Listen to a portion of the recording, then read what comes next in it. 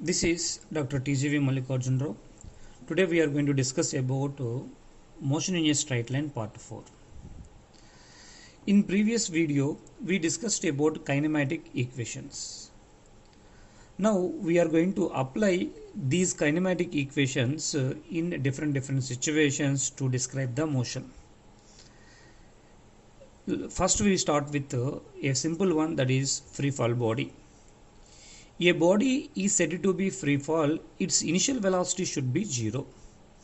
If you release a body from certain height with 0 initial velocity, we can observe that the body velocity is continuously increasing in each and every second. That means the body has acceleration. The acceleration is produced due to the Earth's gravitational field. That's why the acceleration of the body is equal to acceleration due to gravity. Here the conditions are initial velocity is 0, acceleration is equal to acceleration due to gravity. Using these conditions, the kinematic equations are modified as v equal to gt, s equal to half gt square, v square is equal to 2gs, like that. Now one thing we can observe, that when a body is striking the ground, it possesses certain velocity. That velocity is called velocity of striking. How we can measure this velocity of striking? It can be measured by means of third kinematic equation, that is v square is equal to 2gs. Here instead of s we will write the height where from we released the body. That is s equal to h. In this situation v is equal to square root of 2gh. On the other hand, it will take some time to reach the ground. How we can measure that time? It can be measured by means of second kinematic relation, that is s equal to half gt square. In here also, instead of s we will write h, then it time of descent, that is equal to time to reach the ground, is equal to square root of 2h by g. Here we described the present situation in terms of graphs. Here acceleration is constant, that is equal to acceleration due to gravity. At the same time the body velocity is continuously increases. In ST graph, how we can represent a body with increasing velocity, like this here, because here we can observe that slope of this curve is continuously increasing. In ST graph, slope described by velocity, that's why we represent it like this. Moreover, in VT graph, slope described by acceleration. Therefore here acceleration is constant, that's why we represented with a straight line which is passing through origin. On the other hand, acceleration is constant, that's why we represented with a straight line which is parallel to time axis. Here two important situations mentioned here. The first situation describes about the ratio of distance covered in first, second, third, fourth, fifth seconds. That means in distance covered in nth second, we know that is s equal to u plus half a into 2n minus 1. We are applying the present situation, that is u equal to 0, a equal to acceleration due to gravity. Then the equation is modified as h equal to half g into 2n minus 1. Then we substitute first, second, third, second in the present equation. Instead of n, you will get some expression, that is g by 2, 3g by 2, 5g by 2, like that you will get. If you take the ratio, it is in the order of 1:2, 3:5, like that. That is odd integers you can observe. This is observed by Galileo, that's why this is called Galileo odd numbers. On the other hand, distance covered in 1 second, 2 seconds and 3 seconds, it can be measured by means of second kinematic relation, s equal to half gt square. Here h is instead of s we represented with h, That's why h is directly proportional to t square. Then what happened? It is in the form of 1 square is to 2 square is to 3 square, that is square of integers we can observe. Then body projected vertically up.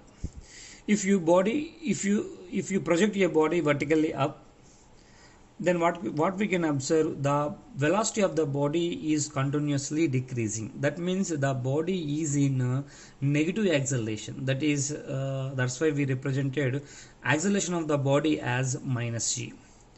We are applying this condition to the kinematic equations. The equations are modified as v equal to u minus gt, s equal to ut minus half gt square, v square is equal to u square minus 2g. Yes, when you project your body vertically up, then what happen? It will reach certain maximum height. How we can measure the maximum height? It can be measured by using an important point, that is at maximum height in vertically projected body, velocity of the body is 0. That means if you projected vertically upward, the final velocity of the body is 0, that is v equal to 0. If you substitute this one in third equation, that is v square is equal to u square minus 2as, you will get maximum height attained by the body in this situation, that is h equal to u square by 2g. At the same time, it will take some time to reach the maximum height, that is called time of ascent. At the same time, it will take some time to come to the ground from maximum height, that is called time of descent. Here, in the absence of air resistance, time of ascent is equal to time of descent. Therefore, both are equal. First, we will measure time of ascent. Okay, it can be measured by using first kinematic relation, that is v equal to u minus gt. Okay, here we will substitute 0. Then what happened? T equal to u by g. Then time of flight is equal to time of ascent plus time of descent. That means u by g plus u by g, that will become 2u by g. One thing we can observe, this same derivation we can derive using s equal to ut plus half ut square, also mentioned here once. Go through it. At the same time, the present situation can be represented in terms of graphs which are mentioned here. Just go through it. In first st graph, what happened? In upward journey, velocity of the body is decreases continuously. That's why look at this one. From here to there, the slope of the graph is continuously decreasing. This it represents the upward journey. From here to there, it represents the downward journey. At the same time, here to here, that means the velocity of the body in upward journey is continuously decreases and finally become 0 at maximum height. Then what happened? Again, the body velocity is continuously increases in downward journey, but the direction will be different. That means we represented upward journey as positive. That's why we should represent downward journey as negative. That's why second part we will take it in negative axis. At the same time, acceleration of the body is constant. Okay, that's why we represented a straight line which is parallel to the x-axis, that means the time axis. In this way we can solve these problems. Next, body projected vertically up from a tower. This situation is similar to stone dropped from rising balloon or helicopter. In the present situation, I taken a tower having height small h. From top of the tower, I projected a body with some initial velocity u. It followed the trajectory as shown in the figure. In this situation, height, how I can measure the height of the tower as well as a time of flight. For this problem, I will go with kinematic relations, that is s equal to ut plus half ut square. Here s describes about the displacement of the body. That means displacement means final position minus initial position. Here final position is this and initial position is this. If you take the displacement, it will give the height of the tower, that is equal to minus h. minus h equal to ut plus that means half. Instead of acceleration, I have to take in minus g, because it is going upward direction we projected the body. Okay, therefore the kinematic equation is converted as h equal to minus ut plus half gt square. Using this expression we can measure the height of the tower. Then how we can measure the time of flight?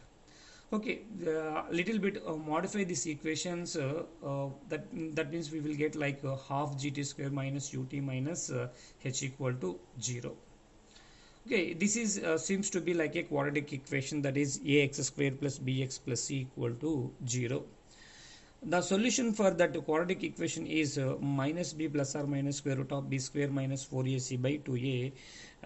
You compare that expression with this one and substitute, you will get u plus square root of u square plus 2gh by g. At the same time, what is the velocity of the body at the time of striking? Okay, it can be measured by means of v square minus u square equal to 2as. That means here v means final velocity, that means that represents velocity of striking. U means initial velocity, here displacement is h, then what happened, v equal to square root of u square plus 2gh. When you projected the body in upward direction in different situation, that means different time interval, what is the velocity can be measured by means of v equal to u minus gt. On the other hand, in the balloon situation, balloon is going in upward direction and body is coming downward direction. After t time, what is the distance between these two? It can be measured by means of kinematic equations. So you will get a half g t square. Okay, remember that one. Then go to the non-uniformly accelerated body. These kinematic equations are applicable only for the bodies which are accelerated with constant acceleration. On the other hand, in non-uniformly accelerated body, they are not useful. Therefore, we will solve this type of problems. We will solve with basic equations. That is, velocity is nothing but rate of change of displacement, and acceleration is nothing but a rate of change of velocity. Along with this, we will go with integration and differentiation. That means some mathematical tools we will use while solving this problem. Okay, this is about motion in a straight line.